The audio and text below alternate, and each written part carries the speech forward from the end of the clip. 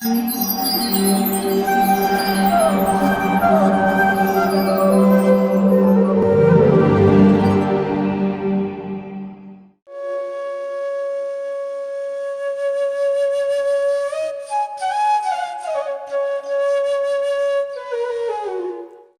कृष्णा।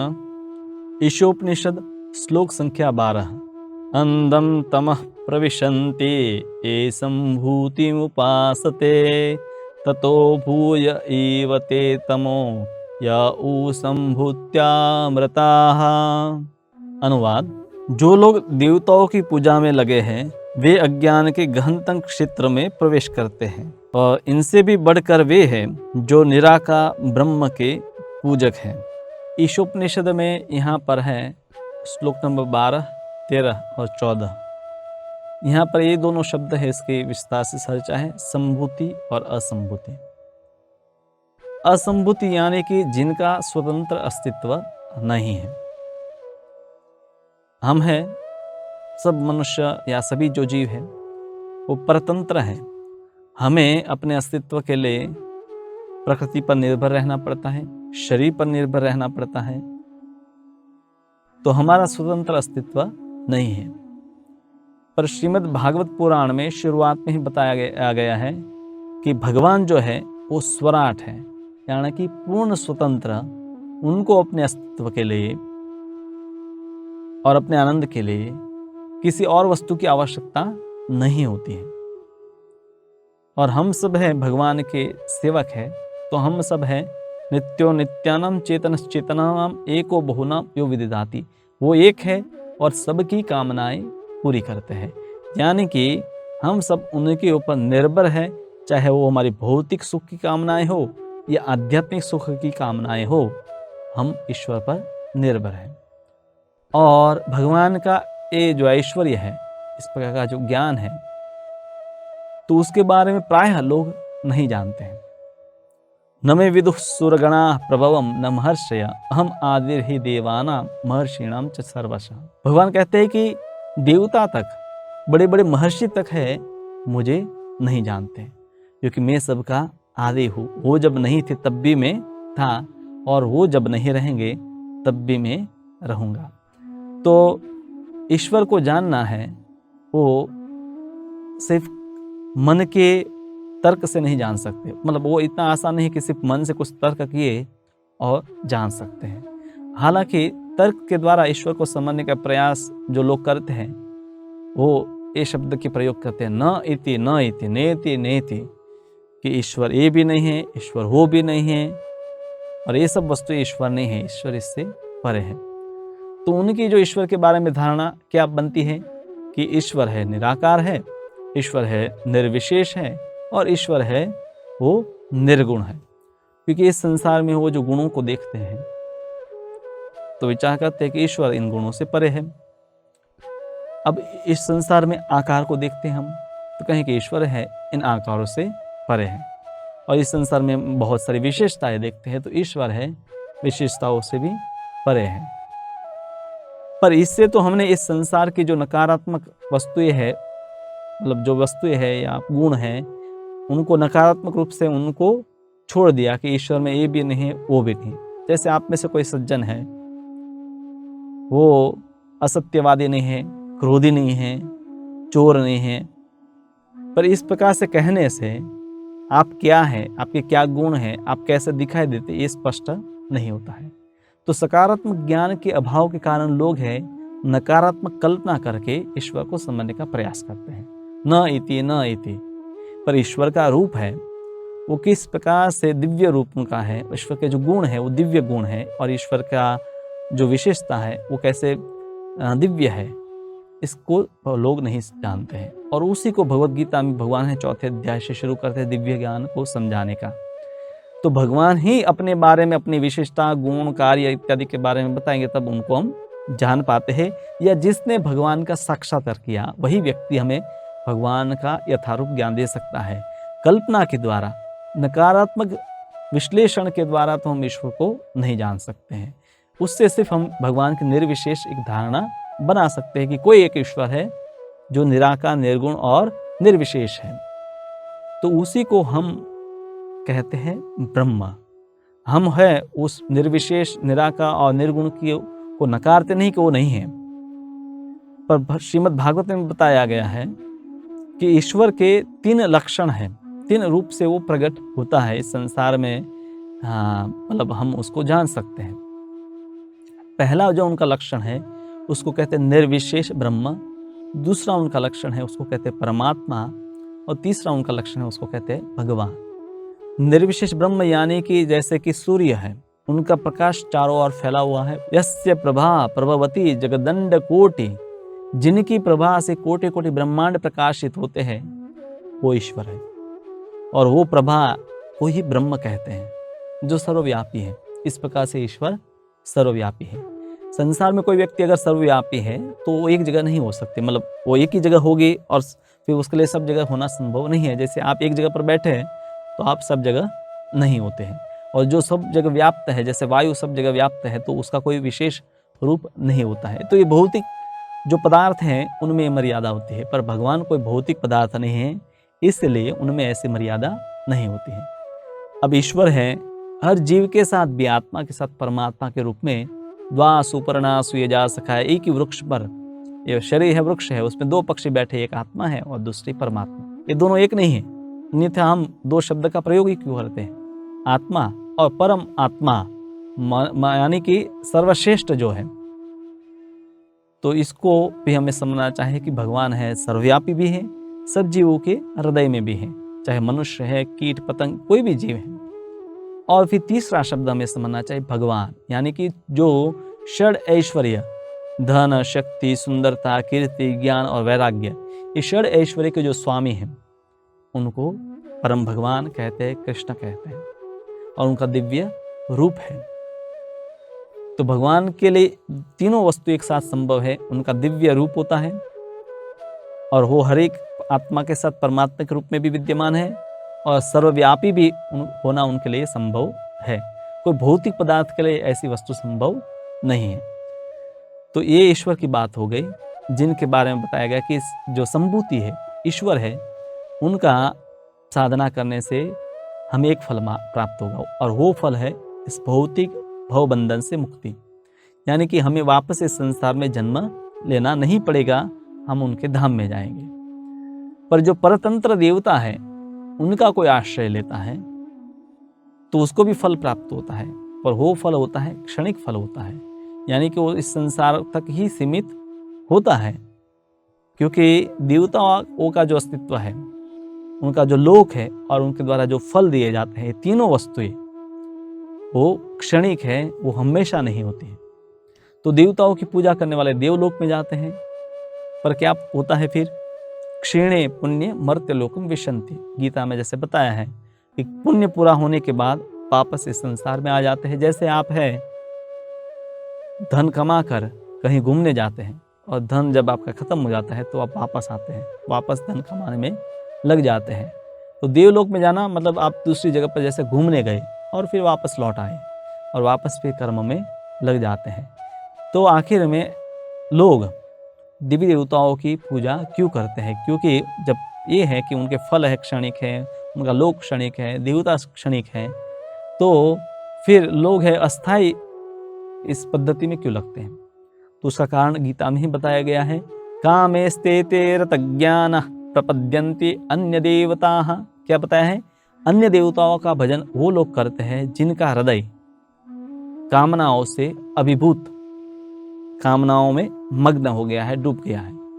अनेक प्रकार की कामना है, पुत्र की कामना है, धन की कामना है, अच्छी नौकरी, बिजनेस, विदेश गमन, अच्छा पति या अच्छी पत्नी, अनेक प्रकार की कामनाएं लोगों को होती हैं, या नेता बनना। तो अनेक कामनाओं से लोग हैं देवताओं की शरण में जाते हैं, क्योंकि शास्त्रों में पद्धति बताई है कि व्यक्ति को अलग अलग हेतु के लिए देवताओं की शरण में जाना है। तो आखिर में शास्त्र में बताया इसीलिए है ताकि कम से कम व्यक्ति है अपनी कामनाओं से शास्त्र को पढ़े। पर शास्त्र का उद्देश्य ये नहीं कि लोग उसी में वही उसी स्तर पर बने रहें, बल्कि उसका उद्देश्य है कि धीरे धीरे वो समझे कि इन देवताओं के भी कोई नियंत्रक है, परम भगवान है, और उनकी उपासना करनी चाहिए। तो देवताओं की उपासना, कोई सात्विक व्यक्ति होगा तो सात्विक पद्धति में लग जाता है, कोई राजसिक व्यक्ति होगा तो राजसिक उपासना में लग जाते हैं, और तामसिक व्यक्ति तमोगुण की उपासना में लग जाता है। फिर उनको कुछ फल मिल जाता है। अंतवत्तु फलम तेषाम तद भवति अल्पमेधसां, पर उनका जो फल होता है वो अंतवत्तु यानी कि अल्पकालीन होता है, लंबे समय वो टिका नहीं रहता है। उस फल का भी इस संसार में भी अंत आ जाता है, या मृत्यु के समय पर तो वो फल खत्म हो जाता है, या इस जीवन में पुण्य किया तो उसका फल अगले जीवन में मिल जाता है। यानी कि वो भौतिक फल प्राप्त होता है जो नाशवंत होता है। तो इसीलिए भगवान उनको अल्प बुद्धि अल्प मेधशाम कहते हैं। क्यों अल्प मेधशाम कहते हैं? क्योंकि जैसे एक बिजनेस में, और आप हैं बिजनेस में अपना पैसा लगाना चाहते हैं, तो आप देखेंगे कि वो जो कंपनी है वो मुनाफा कर रही है या घाटा कर रही है। अगर घाटा कर रही है और अगर आप उस पर पैसे लगाते हैं तो लोग कहेंगे अल्प बुद्धि वाला है, अब ये कुछ समय में बंद भी हो जाएगी, तो उस पर पैसे लगाने से लाभ नहीं मिलेगा, जो लगाया वो भी चला जाएगा। पर अगर कोई अच्छा कंपनी है कि जिसमें काफ़ी मुनाफा हो रहा है और आप उसमें पैसे लगाते हैं, फिर आपके पैसे की वृद्धि होती है, तो लोग कहें ये बहुत बुद्धिमान है। तो जो वस्तु क्षणिक है, अस्थाई है, जिसके फल भी ऐसे अस्थाई हैं, ऐसे कार्यों में लगना, ऐसी उपासना करना, तो उसको अल्प बुद्धि जब गीता में बताया गया है तो उपयुक्त है। देवान देवी जो आती मद भक्ता यान्ति माम अपि, तो देवताओं को भजने वाले देवलोक में जाते हैं और भगवान के भक्त भगवान के लोक में जाते हैं। फर्क क्या है?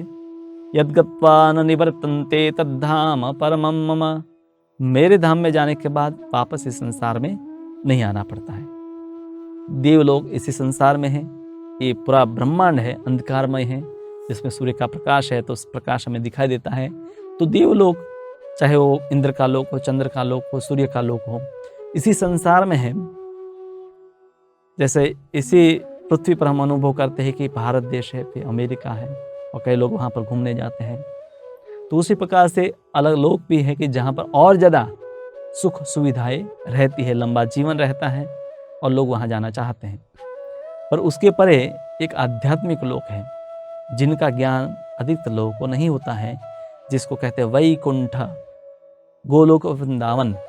वैकुंठ का अर्थ होता है विगत कुंठ, यानी कि जहाँ पर किसी भी प्रकार की चिंता दुख नहीं होते हैं। संसार में हमेशा हर एक व्यक्ति को जन्म का दुख भोगना पड़ता है, मृत्यु का दुख भोगना पड़ता है, और उस दोनों के बीच में वृद्धावस्था और रोग, ये दोनों का अनुभव करना पड़ता है।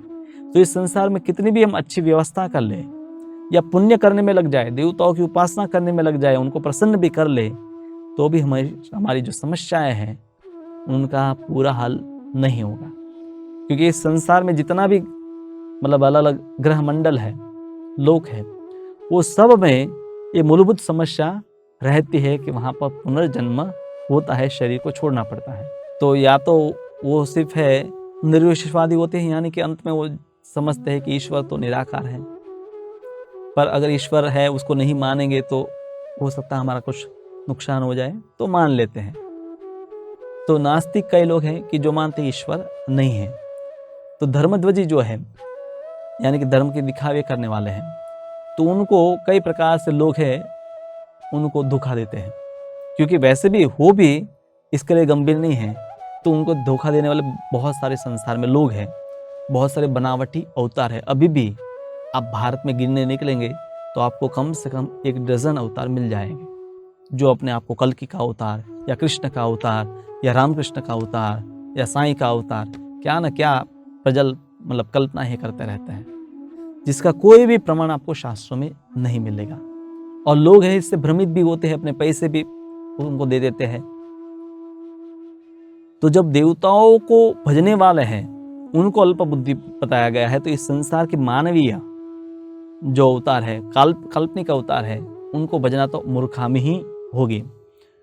तो जिनका धारणा है कि ईश्वर है, वो निराकार है, निर्विशेष है, निर्गुण है, बल्कि पर वो भगवान के जो विशेषता है, उनके गुण, उनकी लीलाओं को नहीं जानते हैं, तो उनका ज्ञान ज़्यादा खतरनाक है। क्योंकि ऐसे निर्विशेषवादी लोग क्या करेंगे, जो धार्मिक लोग हैं उनको जाकर बोल देंगे कि आपको ये भगवान का नाम लेना, उनका दर्शन करना, उनको भोग अर्पण करना, उनकी सेवा करने इस सब की कोई ज़रूरत नहीं है, क्योंकि ईश्वर तो निराकार है, निर्गुण है, निर्विशेष है। सिर्फ मेडिटेशन करो, सिर्फ ध्यान करो। भाई ध्यान भी करना है तो कोई ऑब्जेक्ट तो होना जरूरी है ना, किसका आप ध्यान करेंगे? तो वो ब्रह्म के बारे में हालांकि वो जानते नहीं हैं, पर लोगों को भ्रमित करते हैं, और इसलिए लोगों को भ्रमित करने के कारण बताया गया है कि वो और अंधकार में जाते हैं। चैतन्य चरितामृत में तो यहाँ तक बताया कि मायावादी कृष्ण अपराधी, जो समझते हैं कि जो ईश्वर है वो माया के प्रभाव में होता है, तो वो माया भगवान के अपराधी है और उनकी दुर्गति होती है। तो भगवान को ये लोग क्यों नहीं समझ पाते हैं? देवी देवताओं के उपासक मायावादी है, निर्विशेषवादी है, ऐसे लोग ईश्वर को इसलिए नहीं समझ पाते हैं क्योंकि वो भक्ति का आश्रय नहीं लेते हैं। भक्ति के द्वारा ही ईश्वर को पूरा संपूर्ण रूप से जाना जा सकता है। और ये मैं बात नहीं बता रहा हूँ, गीता में ही बताया गया है, भक्त्या माम अभिजानाति यावन यश्चास्मि तत्वतः। भक्ति के द्वारा ही तत्वतः तुम मुझे जान सकते हो। कहीं भी आपको ऐसा श्लोक नहीं मिलेगा कि ज्ञान, वैराग्य, योग इत्यादि के द्वारा। ये भी भिन्न भिन्न मार्ग है, इससे आपका आध्यात्मिक उन्नति होगा, पर अंत में तो आपको भक्ति का आश्रय लेना ही पड़ेगा, तभी भगवान के द्वारा भगवान को समझना, भक्त के माध्यम से समझना आसान है। भक्ति का मतलब यह है कि भगवान से संबंध जोड़ना। तो किसी की भी व्यक्ति को जानना है तो आपको उसके साथ क्या जोड़ना पड़ेगा? संबंध जोड़ना पड़ेगा। जब संबंध होगा तो आप उस व्यक्ति को ठीक से जान पाते हैं। और कोई व्यक्ति ऐसा संबंध नहीं जोड़ना चाहता है, हाँ, और सिर्फ दिखावा करता रहेगा, तो ठीक है, वो जीवन भर कुछ करता रहेगा और अंत में कुछ तो उसको मिलेगा, पर वास्तविक जो लाभ है वो नहीं मिलता है। तो भक्ति से ही हमें दिव्य ज्ञान हमारे हृदय में प्रकट होता है और संसार के प्रति वैराग्य उत्पन्न होता है, जिससे हम हैं भगवान के धाम में जा सकते हैं। पर जो भक्ति में नहीं लगा है उनको दिव्य ज्ञान नहीं होता है। उनका जो ज्ञान है तार्किक ज्ञान होता है, उनका वैराग्य भी ऊपर ऊपर का होता है, पर भक्ति से ही वास्तविक ज्ञान और वास्तविक वैराग्य उत्पन्न होता है। और धर्म के नाम पर जो छद्म धर्मध्वजी है, तो उनमें ज्ञान और वैराग्य का अभाव होता है। और कभी कभी ऐसे लोग हैं महात्माओं का नकल करते हैं। जैसे महात्मा के बारे में बताया कि जो सब जीवों के कल्याण में लगे हुए हैं, तो सब जीवों का कल्याण है भगवान की भक्ति करने में, और महात्मा सब जीवों को प्रेरित करता है कि कैसे भगवान की भक्ति करनी है। पर ऐसे लोग मानव समाज, राष्ट्र सेवा, समाज सेवा, विभिन्न नामों से या विश्व शांति, अनेक प्रकार के नामों से ईश्वर को भूलकर संसार के कार्यकलाप में लगे रहते हैं। और दूसरे लोग जो ईश्वर के कार्यकलाप में लगना चाहते हैं उनको भी कहते हैं कि आपको ईश्वर की सेवा नहीं करना है, संसार की सेवा में लगे रहो। और इस प्रकार से दूसरे लोगों को भी भ्रमित करते हैं। तो माया में उनका अस्तित्व बना रहता है। धार्मिक भावनाओं का कभी कभी वो दिखावा कर देते, कभी कुछ यज्ञ कर लेंगे, कभी कुछ मंदिर बनवा लेंगे और कुछ ग्रंथ भी पढ़ लेंगे, पर जब तक भक्ति नहीं है तब तक ईश्वर को समझना कठिन है। और कभी कभी ऐसे लोग हैं दुराचार में भी लिप्त रहते हैं, यानी कि पाप कर्म भी लगते हैं। उनको लगता है कि पाप या पुण्य जैसा नहीं होता है, सिर्फ बस अपने विचार अच्छे रखो और फिर जो भी आप खाते हैं उसमें कोई प्रॉब्लम नहीं है। और सबसे बड़ी उन्होंने गलती जो की है वो कि भगवान के जो भक्त हैं, प्रामाणिक जो आचार्य होते हैं, यानी कि जिस परंपरा में भगवान ने ज्ञान प्रदान किया उस परंपरा को न स्वीकार करके स्वयं ही अपनी एक काल्पनिक परंपरा बना लेते हैं। या ऐसे लोग कहेंगे कि हमारा तो कोई गुरु नहीं है और हमें एक ज्ञान स्वतः ही हो गया है।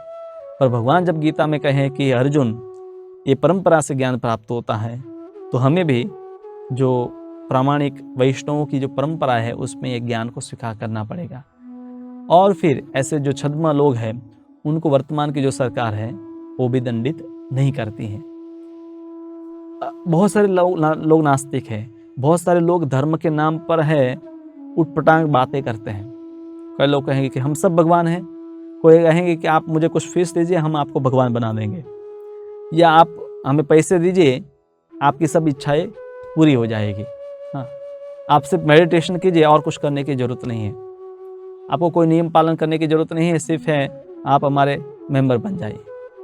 तो ऐसे कई प्रकार से लोगों को भ्रमित किया जाता है। और वर्तमान में जो सरकार होती है वो लोकशाही से बनती है, लोगों से ही आती है। तो उसमें किसी को प्रशिक्षण नहीं हुआ होता है जिस प्रकार से अर्जुन को प्रशिक्षण मिला। परीक्षित महाराज, ध्रुव महाराज, प्रहलाद महाराज, युधिष्ठिर महाराज, शास्त्रों में अनेक प्रकार के उदाहरण हैं कि जो राजा है, राजा बनने से पहले गुरुकुल में जाकर गुरु के मार्गदर्शन में वेदों का अध्ययन करता है, स्वयं में वो आध्यात्मिक जीवन का अनुशीलन करता है, उसके बाद है उनको उत्तरदायित्व दिया जाता है राजनेता बनने का। क्योंकि पूरे देश की जो प्रजा है उनको है मार्गदर्शन देना है, उनको धर्म के पथ पर चल रहे हैं, उनको उस पथ पर बनाए रखना है, तो काम आसान नहीं है।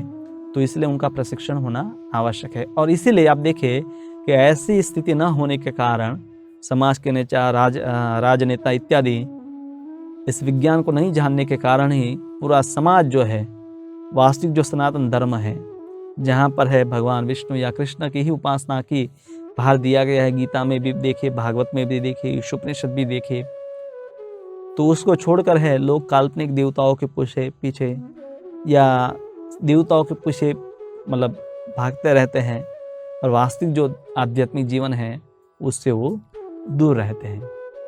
तो ईश्वर को भजने का, परम सत्य को जानने का सरल जो तरीका है, जो संभूति है, यानी कि परम सत्य जो स्वराट है, उनकी उपासना करना, और उनकी उपासना कलयुग में करने का बहुत सरल मार्ग है, और वो है हरे कृष्ण कृष्ण कृष्ण हरे हरे, हरे राम राम राम हरे हरे।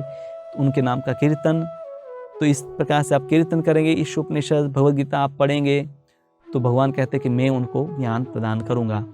मैं भी और आप में से कई लोग हैं कि पहले विभिन्न प्रकार के देवी देवता या मनुष्यों की पूजा करते होंगे, पर जब हमने विज्ञान जाना, भगवद गीता पढ़ी, तो समझ में आ गया कि कृष्ण ही परम भगवान है, देवी देवता उनके सेवक हैं, तो उनको भी आदर हम प्रदान करते हैं, पर आश्रय हम है भगवान कृष्ण का ही लेते हैं, उनसे हम याचना करते हैं और किसी से याचना नहीं करते हैं, और उनसे भी याचना तो यही करते हैं कि हमें उनकी सेवा करने का मौका मिले। तो यही विज्ञान जो है इस उपनिषद में बताया गया है।